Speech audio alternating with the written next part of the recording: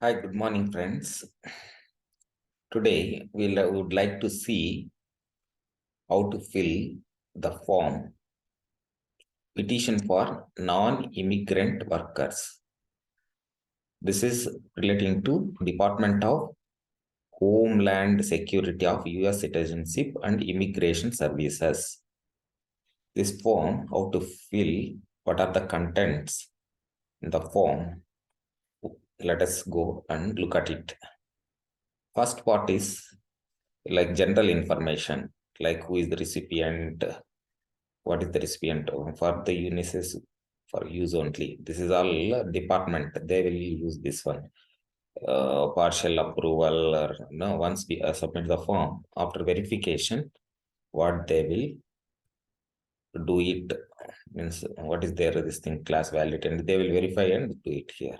For our party start from here, that is not application filer. Part 1, petitioner information. If you are initial individual filing, then this point number 1 will applicable. If you are a company, point 2 will be applicable. Like company or organization name. Here legal name of the individual petitioner, like a family name and given name and middle name. If it is an individual or company means that one. Mailing address. Here you have to write mailing address. Mailing address is like to which place where that information means that communication should be shared by the officials. Second, fourth one, contact information means daytime telephone number, mobile telephone number, email address. This is all contact information. Other information, Federal Employment Identification Number, FEIN, and individual IRS tax number, US Social Security number, if any. These are the information relating to be filled here. Next, part 2, information about this petition. See the instruction for the fee information. For fee related things and all, there are separate instructions being given. So that those instructions, there are the general instructions and all this is there, which we can see before filling this form. There are a lot of instructions is given for each and every clause, or each and every point is given in the, this is 30 pages is there. So for each and every point, they detailedly explained how to fill the form. So in this case, the part 2 is the information about this petition. Required non-immigrant classification, right? The classification of the classification symbol, like what is the E1, E2, like depending upon the person. Basis for classification, select only one box. Like new employment, continuous or previously approved employment without change with the same employer, change in the previously approved employment, new concurrent employment, change of employer, amended petition. So like that, the provide the most recent petition and application receipt number for the beneficiary. If none exist, indicate the none. This one, required action, select only one box. Notify the office, part 1, change the status of the extended stay. This one to be filled. Then amend this one. What are the applicable this thing? We have to click in that one, either one, only one. Total number of workers included in this petition. The number of persons for which this application is filing should be filled over here. Part 3, beneficiary information. Information about the beneficiary or beneficiaries you are filing for. Complete the blocks below. Use the attachment 1 sheet to name each beneficiary included in this petition. If employment group, if it is a group of entertainment group, provide the group name. If the beneficiaries means whoever the beneficiary, they is related to any entertainment programs is conducting there.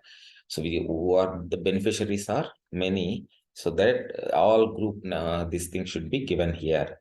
Group names means if it is kind of who are all in the group, all names in the group. Provide name of the beneficiary, family name, given name, middle name. Next, provide all other names the beneficiary has used, including nicknames and all those things. Family name, given name, middle name. In this format, we have to fill that.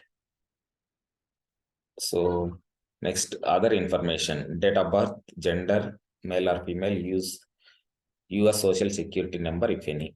So these details we have to fill. Next, part 3, beneficiary information. Continued. So alien registration number, A number or country of birth, province of birth, country of citizenship or nationality.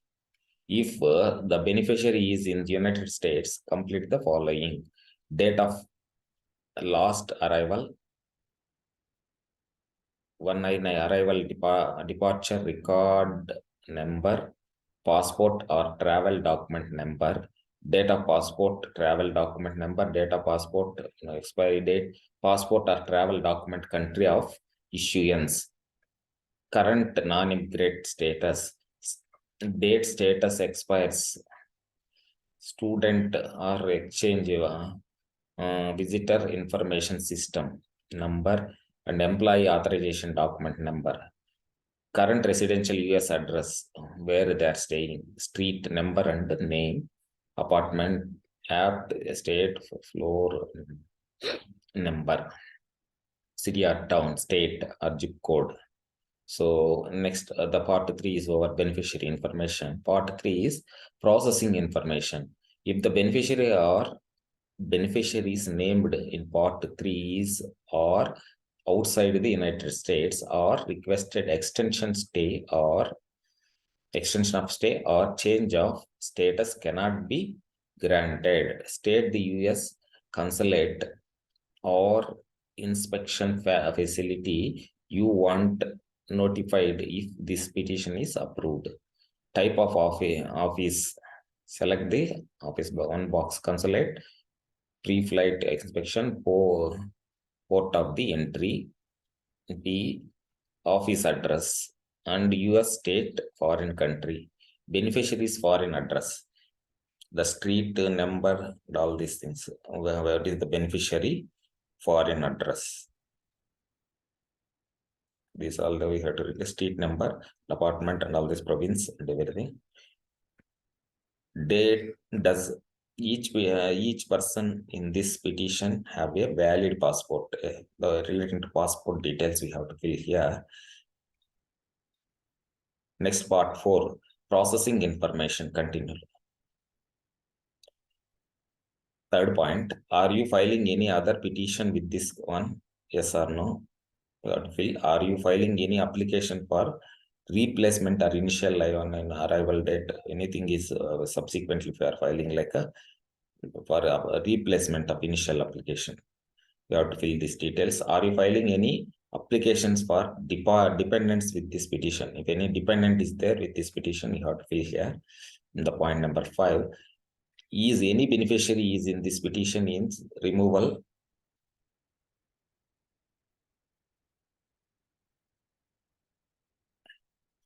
Have you ever filed an immigrant petition for any beneficiary in this petition?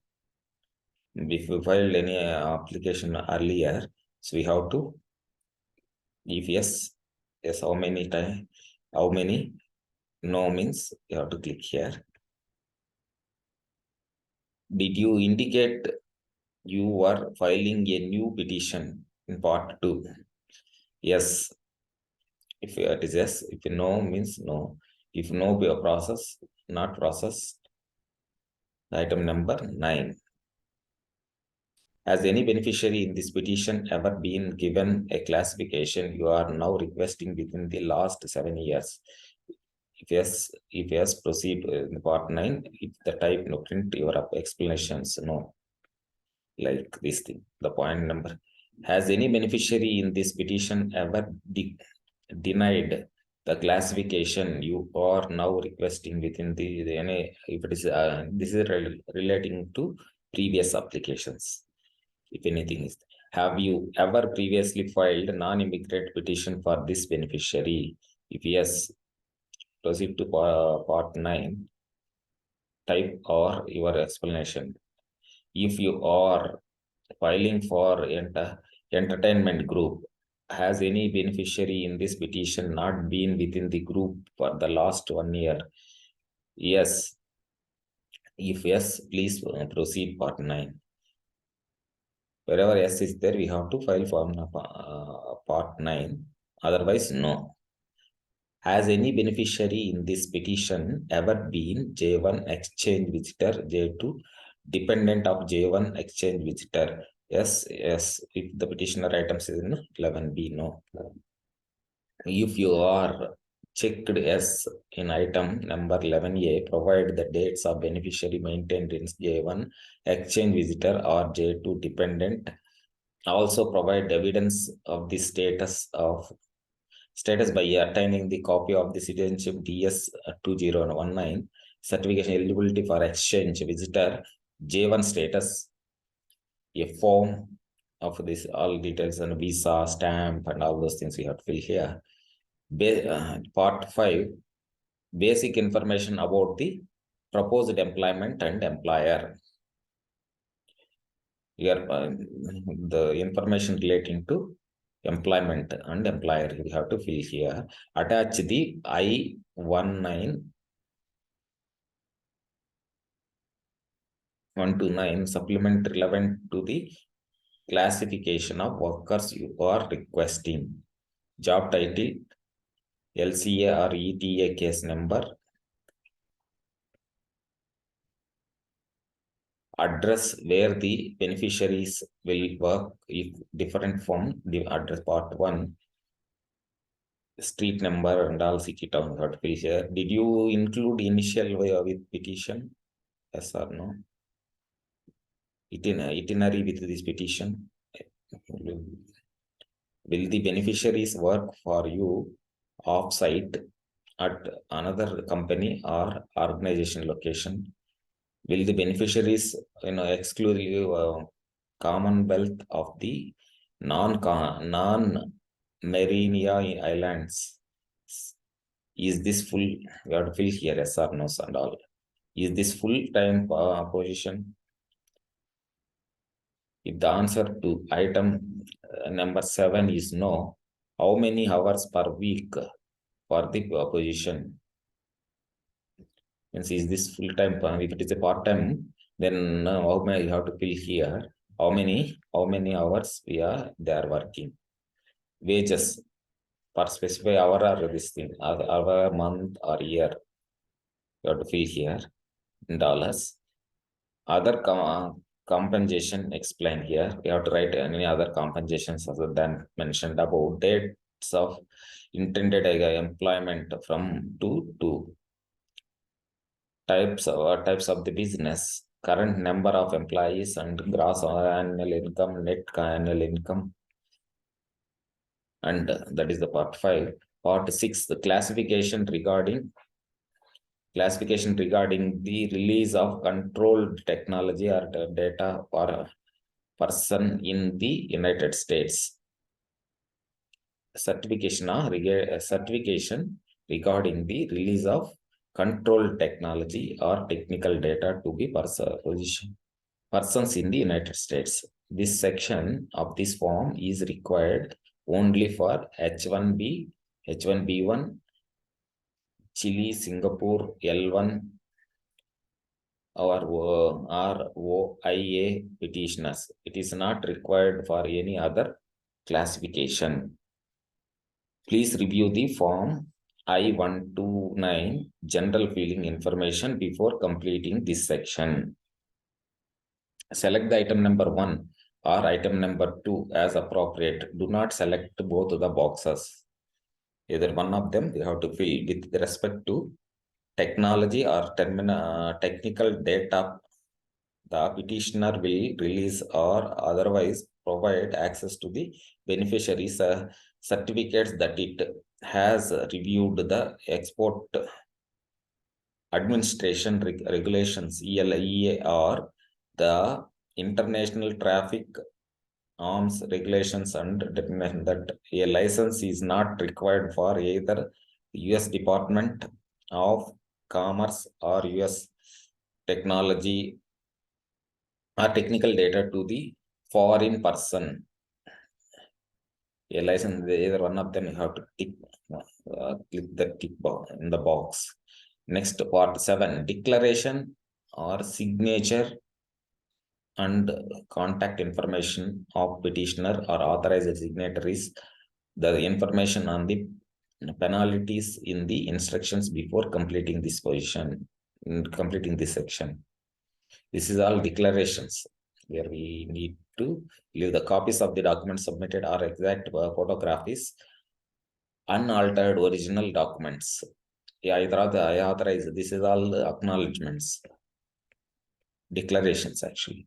Signature and date, signature of contact information and mail address. And if you do not fully complete this form, will fail to submit the required documents listed in the instructions. That is part 7, declarations. The declaration of signature and contact information person preparing the form.